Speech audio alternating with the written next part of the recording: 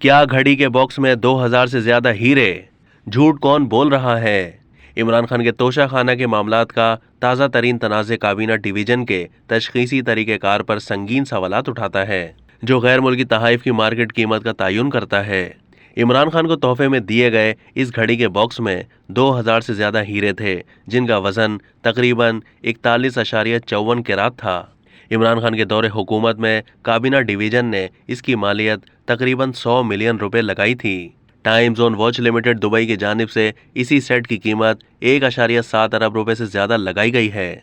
दिलचस्प बात यह है कि साबिक वजीर आजम इमरान खान का दावा है कि उन्होंने मुनफरिद ज्यूल क्लास मक्का डिज़ाइन की घड़ी इस्लामाबाद के एक मकामी डीलर को 51 मिलियन रुपए में फरोख्त की थी, जबकि दुबई में एक कारोबारी शख्स उमर फारूक जहूर का इसरार है कि उन्होंने उस वक्त की खातून अव्वल की करीबी दोस्त फराह खान से वही घड़ी 280 मिलियन रुपए में खरीदी थी। दोनों फरीक अपने दावे के हक में दस्तावेजी सबूत रखने पर इसरार करते हैं, लेकिन एक बात तो तय है कि उनमें से एक झूठ बोल रहा है। इस ज्यूल ग्लास तोहफे में दिए गए वॉच बॉक्स की तफसीलात, जैसा कि दुबई में मुकीम कारोबारी शख्स ने जिक्र किया है, वही है जो तोशा खाना की दस्तावेजात में जाहिर होता है। अब तक के लिए इतना ही। मजीद मालूमात के लिए डेली जंग के यूट्यूब चैनल को सब्सक्राइब कीजिए।